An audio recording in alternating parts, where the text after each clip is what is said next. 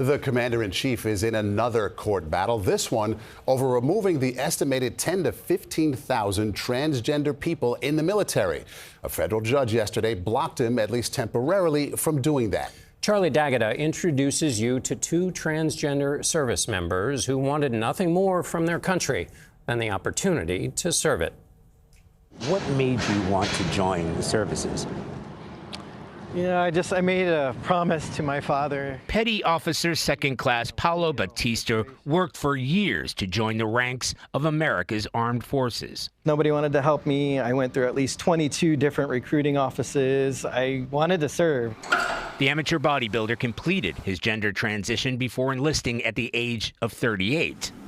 In 2021, President Biden lifted the ban on transgender people in the military. 4 years later, the naval intelligence analyst could be kicked out. Our warriors should be focused on defeating America's enemies, not figuring out their genders. The White House says service members receiving transition-related health care are not physically capable of meeting military readiness requirements. The Department of Defense has been given a 30-day notice to come up with a plan. The Army was the first to announce new measures, banning transgender troops from joining its ranks, pausing medical treatments, and putting an end to promotions with immediate effect.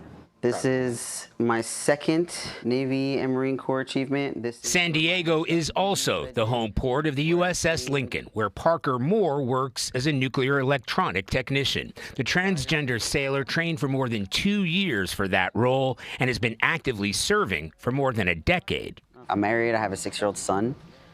This doesn't just affect me as an individual. It affects my family and my entire command. If one day I'm not allowed to do that job anymore, it affects the other 500 people in my department who now have to pick up that slack.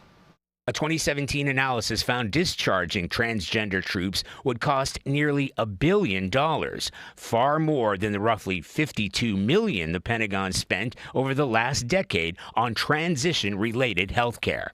I think that most people who do have an issue with transgender service members are uneducated. I do not think they actually understand the process or may not have ever interacted with a transgender person.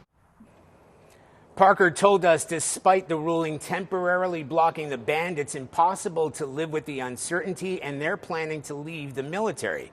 Paulo said he'll fight until the end. The Justice Department has until Friday to file an appeal. Charlie D'Agata at the Pentagon. Thank you, Charlie. Jan Crawford in Washington is our chief legal correspondent. So, Jan, the president involved here in dozens of legal cases. What do you make of all this?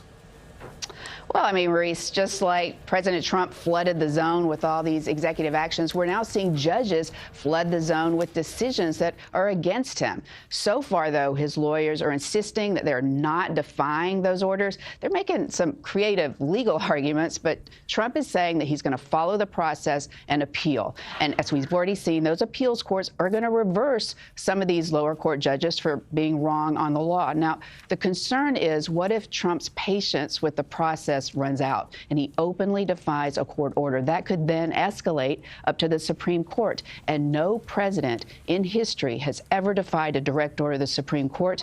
That would be a constitutional crisis. Maurice? Jan Crawford for us in Washington. Thank you, Jan.